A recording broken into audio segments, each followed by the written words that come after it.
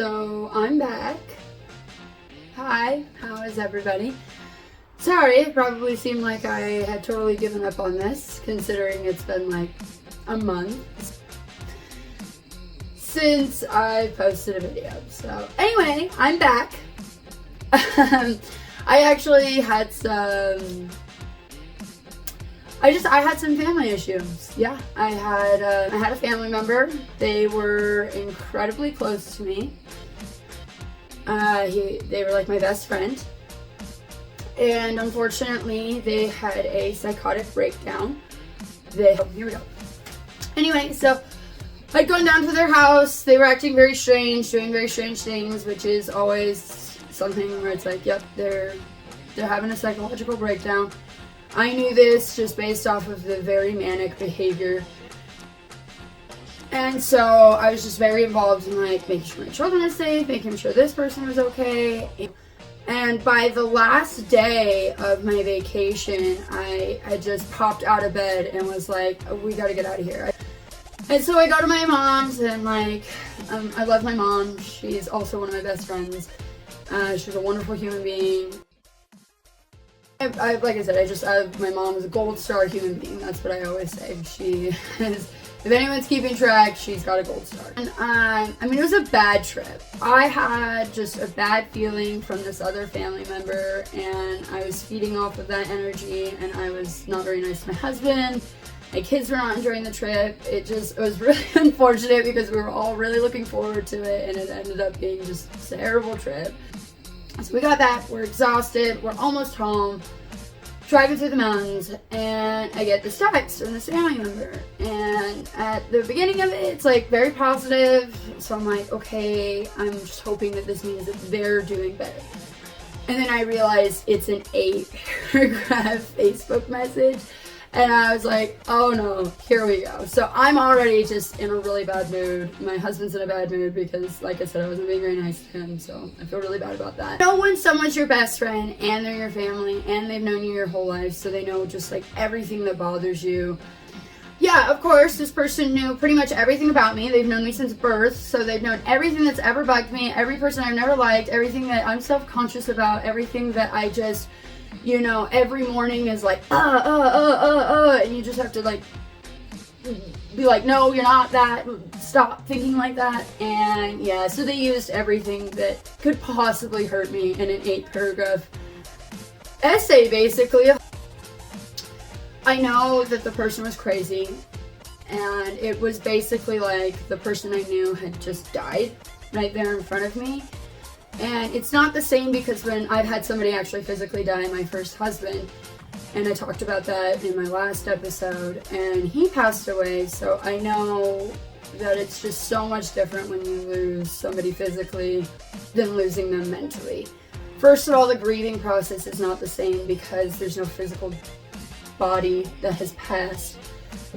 And everyone still is like, well, they're still alive. You know, they're not dead. It's not like they died. And that's true. They are still walking around and breathing like a human being. But unfortunately, what happens to them is the soul, the energy that made them the person that you actually loved, is dead.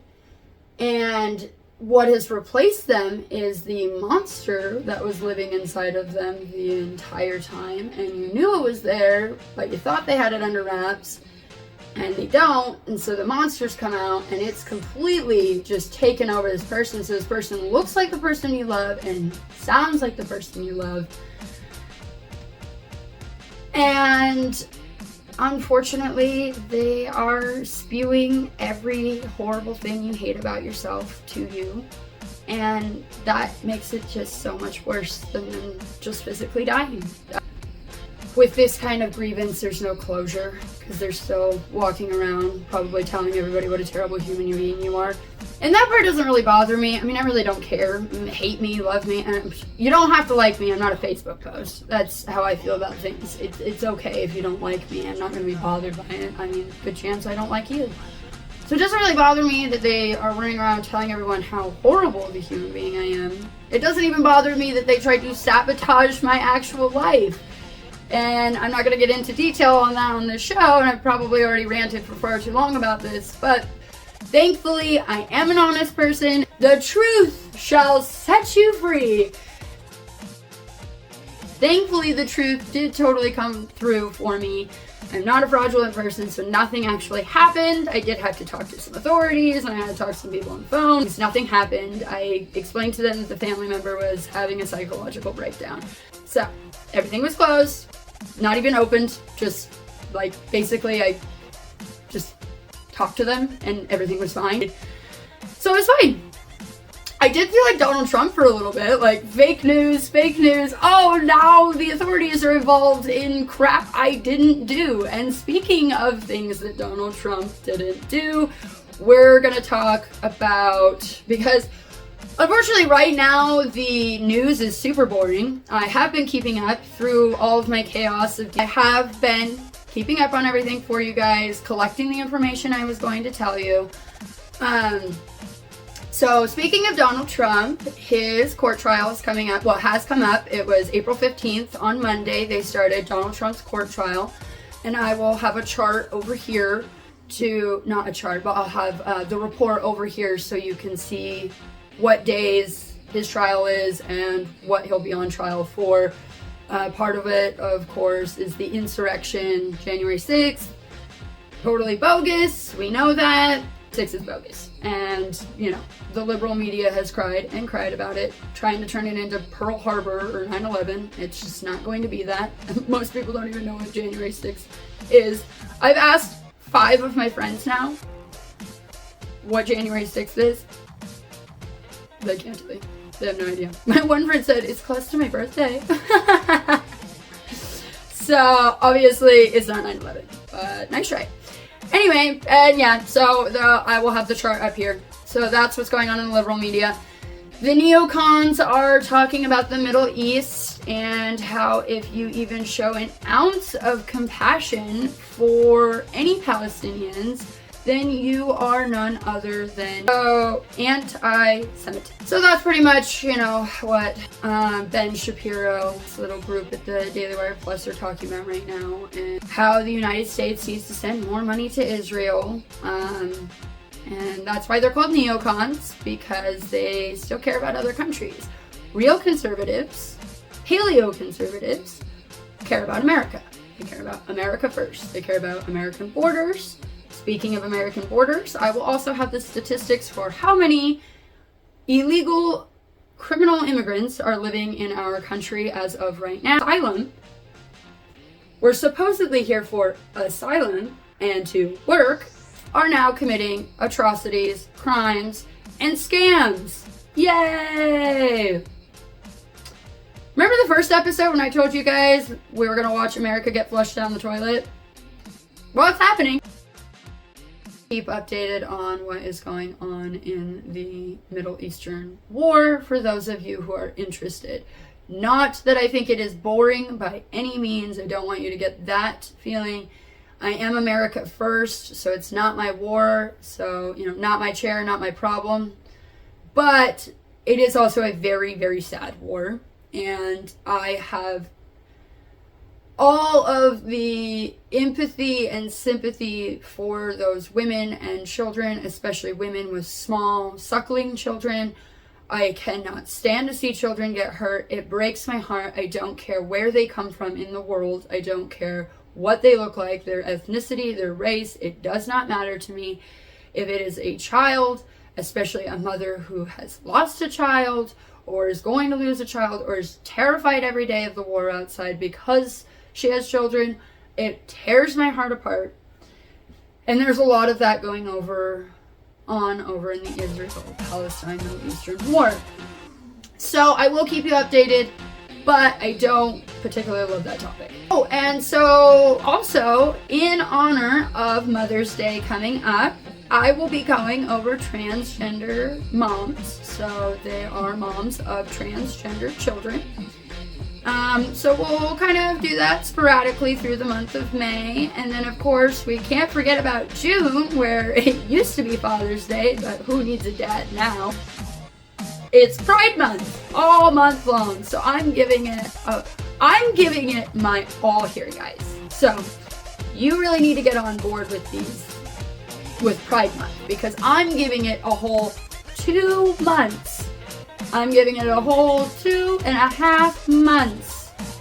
So we will be talking about it in this week's episode, possibly next week's, all throughout May, and all throughout June, in honor of all of our mommies that want to be daddies and all of our daddies that want to be mommies. Yay! Anyway, so I think that about covers my whole video, what happened to me, why I disappeared. I will be back, and I have a whole bulletproof plan. So hopefully this video rocks. I hope it kicks ass. Yeah, just always enjoy. And thank you for joining me on The Unfortunate Reality. Hello, so I'm coming to you guys today as a therapist and the mom of a 6-year-old trans girl to give you guys 5 tips I have learned about parenting a trans child. Number 1, pronouns and chosen names are an important part of your child's journey. Your ability to utilize your child's pronouns and chosen names will absolutely show your child that you love and respect the journey that they are on. Number 2. So, 6 years old, encourage child delusions. Okay, got it. This is coming from a supposedly licensed therapist, folks. So, she's letting you know, 6 years old, encourage their delusion. In fact, support their delusion with all reinforcement. You owe it to your child and yourself to unlearn problematic thought patterns and beliefs that may hinder your ability to show up fully for your child in the ways that they need and deserve. The world we live in is cruel and mean enough. They don't need to get that at home. They need for you to be able to love and accept them and set them up for a lifetime in which they can seek love and acceptance in healthy ways. Okay, so what are these problematic beliefs? With a community that is changing their beliefs, well, and their entire personalities on a daily basis, sometimes every second or every minute they are changing, I'm gonna need more information as to what are problematic beliefs. Number 3, contrary to popular beliefs, as a parent, the beliefs and expectations that we place upon our child are just that, our beliefs and expectations. Every single person comes down into this earth with their own soul mission and journey. It is our jobs as parents to love, accept, guide, support. You're going to be imposing a belief system whether you like it or not. Whether you're an atheist that teaches them about all religion, or you're a tight-knit Christian that only exclusively teaches them a Christianity, you are imposing a belief system. It's human nature. Without you, they'd come up with their own belief system. If you don't believe me, go read the book Children of the Corn. And protect our children. Number 4, people will more than likely have something to say. And unfortunately, a lot of what they'll have to say will probably be negative. That can't be your concern.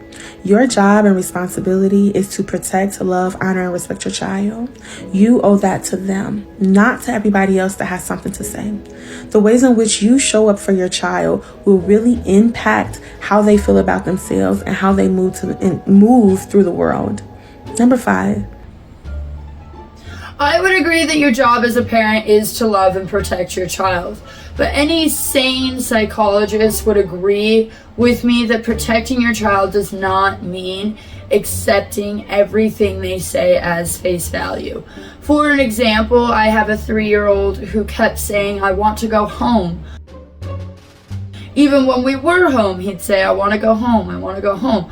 Which in Buddhist culture is a sign that the child has been reincarnated and is remembering their past life. As interesting as all of that is in their religion, it turns out that my child was just wanting to play with the playhouse that we have outside of our house, and was considering that to be his own house. So he kept saying, "I want to go home, I want to go home," because he wanted to play pretend time. He wanted to play in his pretend house. Should I have just, gave him a backpack and a sandwich and told him to go scavenge the world and find his home? because he was saying that he needed to go home and just take everything that a 3-year-old has to say as face value and let him just out on his own to find his own house because he clearly has a past life. No, anybody would say that I am dangerous to be around children and that I shouldn't have children if I was allowing them to do that. But there is even pseudoscientific research, that if a child is suffering from wanting to get back to their home or their past life, that they can have severe psychological breakdowns. So I guess I should have just taken my 3-year-old's face value and let him go find his home, huh? Being trans is not a choice. Your child did not decide one snowy morning in January that today was the day that they would tell the world that everybody else had it wrong. That's not a thing. Being trans is also not something that our kids grow out of. That's not a thing either. So if you're walking through life, just... You're absolutely right. It was not your child's choice to be trans. It was your choice. Well, and of course society's choice as well. You see, your child is 6 years old, and as we all know, they are very impressionable at that age. He or she has not decided to be trans, nor were they born this way. They've been lured into a false sense of security, seduced by society, if you will. Now they believe they are doing the right thing because everyone around them is giving them a 2-year-old's version of a fist bump for coming out as trans. So you're telling them that they're so brave and they're so great and they're so wonderful. And yeah, sure, we'd still love you if you were normal, but you wouldn't be as special if you were normal.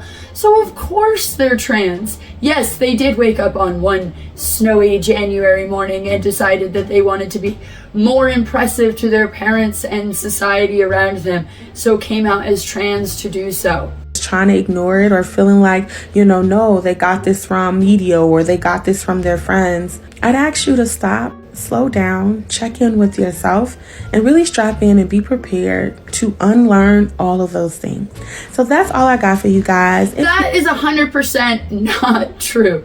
This lady is virtue signaling so hard through her kid right now. In fact, this article from the Library of Medicine, a government website, and pro-puberty bloggers, might I add, stated atypical behavior, where those assigned male gender at birth showed an interest in activities generally preferred by girls, and vice versa. Marked gender atypical behavior occurs in around 2 to 3% of the population, most of whom are not transgender. Further, many children who show gender dysphoria before puberty do not continue to do so during and after pubertal changes.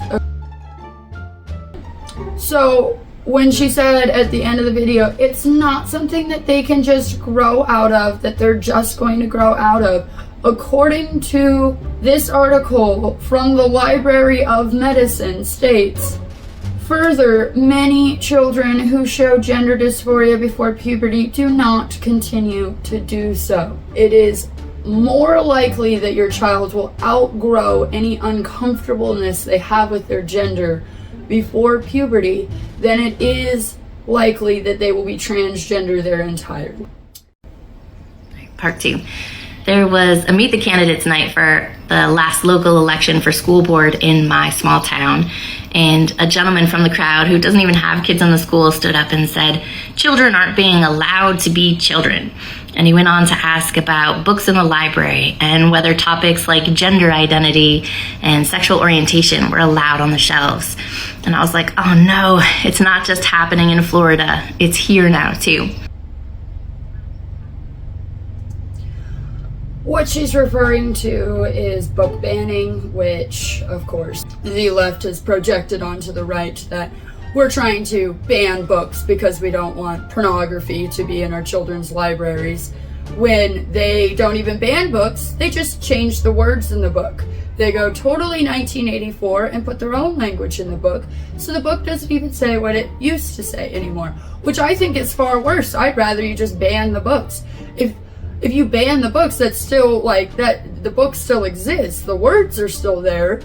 They're not changed. When you change the words, you change the message. You change history. You change the future. I love how she points out that there's a man at the school board meeting, speaking, and he doesn't even have kids. As if that means he doesn't have the right to be there. As if his tax dollars don't pay for the school in your child's area. Also, this is their planet too, and kids are the future to society. They're our next generation. So I mean, if the dude's like 60, he's got another 20, 30 years that he has to live on the planet with your children. The planet's future is not just as important to you or your children. It is important to everyone else that exists here as well. There's a concept in literature called mirrors and windows. You find mirrors when you read about characters that are similar to you. This helps you see your experiences and identity and culture reflected in the stories that you read. You find windows when you read about characters that are different from you. And this helps you see different perspectives and experiences and can help foster empathy and reduce prejudice. And I want all three of my kids to be able to find mirrors and windows when they read books. And I don't want to get to me because the progressives tend to virtue signal so hard that they don't realize what themselves are doing. She definitely didn't come up with the concept of mirrors and windows on her own. Jean Sims Bishop was the first person to make the correlation as characters being windows and mirrors. She wrote an essay on how there needed to be more books on Black and Indigenous people in schools, which I actually don't disagree with because it seems that everybody has forgotten their history and that only white people can do bad things, no matter how dark other ethnicities' history is. Anyways, I digress. I just don't believe that we need to have pornographic books in schools for children to have the experience of mirrors and windows and connecting with characters. Get caught up in this manufactured culture war. I have shit to do, like training to play basketball in a men's league that starts in September because there is no adult women's league in my town and the guys were gracious enough to let me join. And I can definitely see the advantages that male puberty has in athletics for basketball. I'm 5'8", and there's one dude who is a full foot taller than I am. They're all stronger than I am, and I'm gonna have to work really hard to keep up and not get injured. The NCAA has allowed transgender women to compete in college sports since 2010, as long as their testosterone levels are measured and fall below a certain threshold. There are 230,000 female athletes in college sports, and fewer than 100 of them are transgender. So that's a whopping 0.04% of athletes. 13 years after. When it comes to sports, as Riley Gaines puts it, even if the biological male is the last place on the women's team, they stole a spot from a true woman. Not to mention the article from science.org, the testosterone that courses through man's body after puberty triggers and maintains a slew of physical changes. Men whose levels of the hormone are usually some 10 to 15 times of those of women, so you're going to have to work really hard not to get hurt. That hormone fuel transformation confers certain athletic advantages, and men on average run faster, lift more weight, and throw harder and farther than women. Sporting events are therefore usually split into male and female categories to ensure fair competition.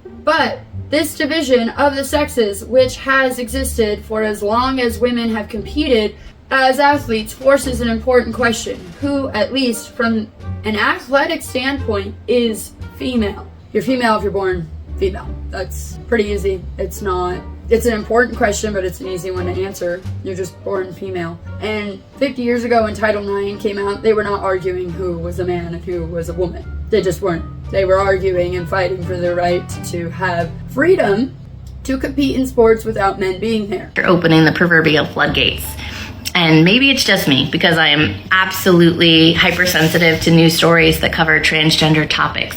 But all of the sudden outrage and the passion and interest in women's sports feels really disproportionate to the scope of the problem. Yes, because women's sports are under attack. And only recently have men been actively trying to steal scholarships and trophies from actual women. Not to mention, women are getting hurt now in sports, especially because they now made it okay to kickbox women, men to kickbox women. Nothing screams, psychopath like a woman or like a man who wants to dress like his mother and kick women's asses all day and physically hurt women. Yeah, that's not a psychopath. No need to worry about that. And just because you played basketball a couple of times with guys doesn't make you an expert in women's sports, trans sports, or competitive sports in general. No matter how hypersensitive you are to trans stories, you will never be an expert. When my daughter June was in the process of growing her hair out, I looked over at her and saw that her bangs were suddenly standing up and they were all messed up. And I said, "What the hell happened to your hair?" And she said, I don't know. And so I asked the middle kid, Ben, what happened to June's hair? And he said, I didn't see it. And so I asked Annette, what happened to June's hair? And she said, I didn't do it. And so I said, well, it looks like we have a mystery on our hands and no one will have screen time until we sort it out. Eventually, June came clean that she had gotten slime stuck in her hair and had tried to cut it out on her own, which in and of itself was no big deal. But what struck me most in this whole experience was the innate immune response that our kids had to band together and protect each other from perceived danger. In this case, it was the wrath of Mama. But that day on the playground, it was also Ben standing between June and the schoolyard bully saying, hey, don't mess with my sister. And it was the popular kid jumping off the swing set and sprinting across that same playground to say, hey, don't mess for their safety. So this video was so confusing because at first she's talking about books and then she's talking about her playing basketball and then she's making some correlation to transgenders being in sport and then she's talking about her daughter, or June, I guess, cutting her hair. Like, what was this video about? What was the intent of this video? I don't you're upset that people don't want pornography in child's libraries. You're upset your tiny town doesn't have women's basketball. That your kids stood up and lied for your other kid when she cut her hair. Like, what was the purpose of this video? Anyway, at the end, she just basically says, from one transgender parent to the rest, let me know if you have any advice or comments. Like, I did not understand. I was just like, did you make an entire narcissistic video about basically yourself and then include your trans child in at the very end to kind of sum up literally not a point at all? Cool. That telling your child that they're trans or accepting that they're trans or believing that children can be trans is dangerous, especially because most children that have gender dysphoria, transgenderism, actually have autism. There's actually in fact, there's this article from SpectrumNews.org suggests people who do not identify with the sex they were assigned at birth are 3 to 6 times as likely to be autistic as cisgender people, straight people. According to the largest study yet to examine the connection, gender diverse people are also more likely to report autism traits and to suspect they have undiagnosed autism. I'm not a therapist or an expert here, but wouldn't that just mean that they're experiencing autism and you're not diagnosing their autism and you're misdiagnosing them with gender dysphoria? And that's why they have they're dealing. That's why a lot of people who are transgender are still very sad and having a really hard life, because you're misdiagnosing them with gender dysphoria and they have autism. I know it's not as cool to have an autistic child rather than a trans child, but just maybe get that checked. This one's good. You'll love this one. I will be the first to admit that I'm not a perfect parent, but I can guarantee you that The comment she's replying to says, LOL, if you really love your boy, be a parent, teach him, tell him he is not a freaking cat. You and parents like you are the reason why kids need therapy. Spot on. User, I'm not going to say that, but I'll highlight it for you. Alright, here we go. Loving my son and accepting him for what he is not going to be the thing that sends him to therapy. You know, when my son came to me and told me he was trans species, I believed him, because I remember when I came out as gay to my parents. Trans species can be used broadly to describe individuals who feel a strong identification with a species other than human. This can encompass both other kin and therein experiences. Boy, man, I'm glad that wasn't a thing when everyone in high school was finding their spirit animal. Gay to my parents, and they were not accepting of that. You know, they had a hard time with that, because they were like, that's not what God wants for you. And I was like, well, are you saying God messed up when he created me? Because that's what I am. I am gay. And, you know, it took them some time to warm up to that idea, but eventually they accepted me for who I am. But one thing that never happened is I never changed my mind when they told me that I'm not gay. They kept repeating that, but you're not gay because God wants you to be straight. I never changed my mind. I always knew I was gay, and they were just going to have to realize that. But there's nothing wrong with my son identifying as a cat. He's not harming anyone else, and I'm proud of him. He's a very kind feline, and I will love him no matter what. Mm-hmm. Yeah. Jeffrey Dahmer's dad loved him no matter what, too. Good. Another millennial complaining about their parents. I think we all know how this one goes. Look, I can definitely understand being irritated with your parents, having a very zealous religious mother myself. If you think for 1 second I would let the trauma, since this generation's so keen on using that word, let my son identify as a cat other than playing pretend, you are taking too many of those governmental antidepressants. Because, bitch, you high. Ain't no way a kid in my house is going to go around saying, I'm a cat and I'm a feline. This is what I identify as. I'm just not a human anymore. Yeah, no, that ain't going to fly in my house. I mean, pretend? Sure. Pretend all day long. Which is probably more than likely what your kid is doing. Her kid probably stuck like a towel in his pants and was like, Mom, look, I'm a cat. And she's like, oh my gosh, my kid is, what did they call it? Trans species. Like, more virtue signaling, of course. I would recommend the book Timmy's a Walrus by Matt Walsh for you. I think that would be a really good book for both you and your son, your feline son. I think it would help you understand better, for sure.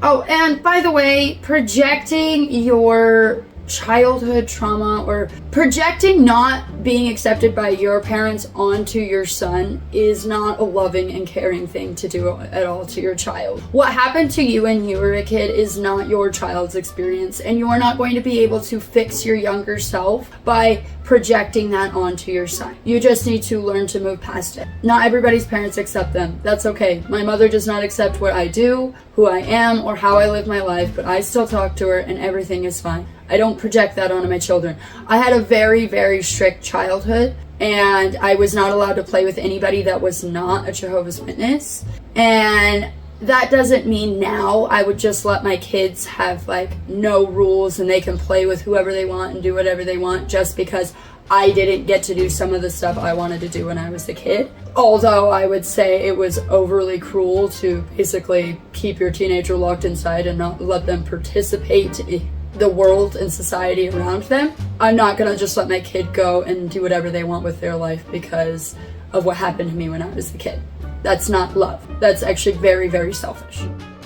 And on to our final segment of the day, Heroes into Villains. This week's honorary guest is Stephen King. We're gonna jump on Twitter, or X, formerly known as Twitter, and we're gonna check out what old Stephen King has been saying. Now, this actually didn't catch my attention until somebody had mentioned it to me. I think some of Stephen King's books are decent, but he's not my favorite author. I definitely wouldn't say he's one of the best. I think that his imagination used to be incredible, and that's what got him famous, and good for him. But we'll start with an easier one. So I'm gonna read you this first one I picked out. So Stephen King retweeted this on his page saying, well, you know what they say, opinions are like assholes, everybody has one. And the comment reads, please make better books. They used to be so fun and suspenseful. Now they are full of tropes and cliches. I refuse to accept mediocre material just because your name is attached to it. I hate to admit it, but you fell off. So yes, I guess the word is caught on that most of Stephen King's books nowadays are very boring and bland. Probably should just quit writing. Alright, so we're going to scroll through a little bit more of Stephen King's Twitter because he's actually quite interesting. Trump runs his mouth. It's not interesting. I just think it's hilarious that, like, nobody ever cared who the president was before. Like, it was talked about here or there, but now that there's social media, like, everybody has to talk about, like, either how much they love Trump or either how much they hate Trump. Like, just write books. Just write music. Just act in your movies. Don't pretend that you live in our world. Trump runs his mouth and Biden runs America's business. You choose. No, buddy, I'm sorry. Actually, I have a government file labeled the Hunter Biden laptop. I have a government file that states that Biden's only interested actually in Ukraine's business. Anyway, Putin's missiles continue to slaughter citizens. Why does that, like... Okay, he didn't even... The incredible part about this is he didn't even, like, retweet something or, like, share a story. He just literally, like, rolled over from a scary dream nap / his next boring book and was like, oh, I gotta post about the Ukraine war and how Russia still has missiles. Like, okay, cool. And the next one... Pence, I cannot in good conscience endorse Donald Trump. Yeah, that's because Michael Pence is a pussy. Better late than never. I just love scrolling through a fictional author's Twitter to find out, you know, who I should be voting for, right? Yeah, I mean, nothing says political knowledge like Christine, right?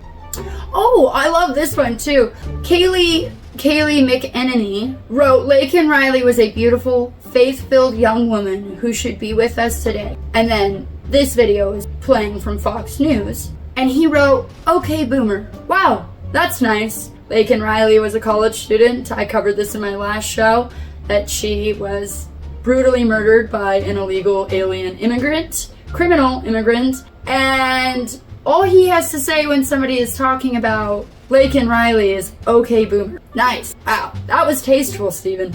And there's many, many more of Stephen King. Twitter, it's honestly just a dumping zone for his brain. Stephen King has also retweeted Sean Harris because he is running against Marjorie Taylor Greene. Because according to Sean, Georgia deserves better than a bratty child. So he retweets his post. If you follow my channel or anyone like my channel, maybe you watch the Daily Wire Plus. Boo! Miss Taylor Greene is a huge Trump supporter. And I think we have gathered Stephen King suffers from Trump derangement syndrome. Pretty bad. It's a pretty bad case if you ask me. And he uses all the traditional trigger words that never Trumpers always use. You have to choose between Trump and the Constitution. Trump has a thirst for power. Trump's a run-of-the-mill trashy old man. As if Biden isn't the biggest trash bag of them all. Trump said Obama, not Biden. He's losing his mind. Look, dude, I think all of your creativity went to posting on Twitter like a 16-year-old girl who just got dumped. And Trump, but in this case, Trump's the boyfriend, and you're just too weird to get into our club. I'm just kidding. Calm down. Stephen King's writing has gone bland. The creativity juice and has turned into a sphincter the rest of us have to look at on the interwebs and on the social medias. Because once upon a time, he was a decent fictional writer and wrote a few good stories. So, Stephen King, for being a mediocre fictional author and believing somehow that meant it was okay to alienate an entire audience because of your hatred for one man, you are now on the villains list.